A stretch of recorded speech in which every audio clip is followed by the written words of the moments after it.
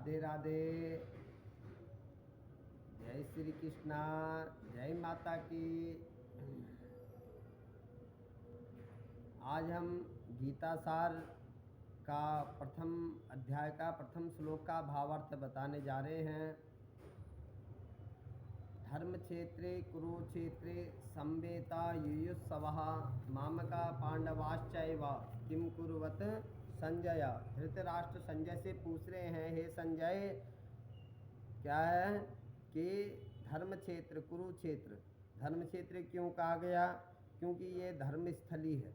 इसका मतलब है धर्म भूमि है, जहाँ पर तीर्थ हो, ऋषियों की तपस्थली हो, जहाँ पर युद्ध करने होने के बाद भी सबका कल्याण हो, जहाँ मोक्ष की प्राप्ति हो, ऐसी जगह है। कुरुक्षेत्र ही निर्णय लिया हुआ था, क्योंकि युद्ध भूमि के लिए कुरुक्षेत्र ही सर्वोपरि था, क्योंकि युद्ध में दोनों की भूमि में बराबर का हिस्सा होना जरूरी था। और क्षेत्र तो सब दुर्योधन ने अपने कब्जे में ले लिए थे। कुरुक्षेत्र उनके परदादा की भूमि थी, वहाँ पे दोनों का ही अधिकार था। इसीलिए दोनों पक्षों में से युद्ध करने के लिए वो जगह सुनिश्चित करेगी।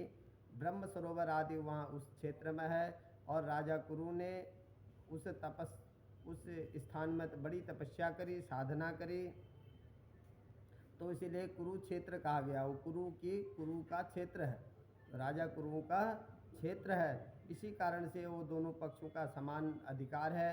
तब धृतराष्ट्र के कहने का मतलब है कि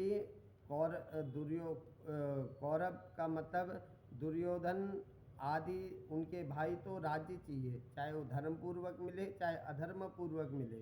पर पांडवों में क्या था? युधिष्ठिर, भीम, अर्जुन, नकुल और सहदेव, पांचों का विचार था कि हम धर्मपूर्वक कार्य करें, क्योंकि हम धर्म के अनुसार चलने वाले थे, भगवान श्री कृष्ण के शरण में थे। तब वो अपनी माता से आज्ञा लेने गए।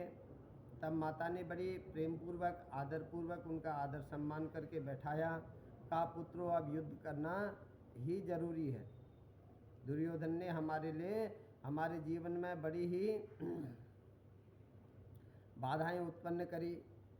बाल्यकाल से भीम को विष देने की कामना करी, हमारे को वारणावत में लाक्षागृह में जलाने की कोशिश करी। फिर सबसे बड़ा अपराध था कि हमारे राज्यसभा में कुलवधू का अपमान करना। इसीलिए ये दुर्योधन दुष्ट फिर और भी दुष्टता करेगा, इसीलिए इसको युद्ध के माध्यम से ही इसकी मृत्यु निश्चित करनी जरूरी है। इसीलिए माता कुंती ने पांडवों को आज्ञा दी, कहा कि पुत्रों, जाओ युद्ध करो और विजय होकर के आओ। इसी संदर्भ में धृतराष्ट्र संजय से कहते हैं कि उस धर्म भूमि कुरुओं की भूमि है, उस भूमि में मेरे बच्चे, मामका मैंने मेरा, पांडवाश्चैव मैंने दूसरे के बच्चे, पांडवों के बच्चे के मध्य में क्या हो रहा है। तब संजय ये बताने के लिए आगे को उद्धृत हो रहे हैं। कल को हम दूसरा श्लोक का भावार्थ बताएंगे कि संजय ने क्या क्या कहा और किस क्षेत्र में कहाँ पे क्या क्या होना था, सब सुनिश्चित करके कल को हम बताएंगे। जय माता की। जय श्री कृष्णा।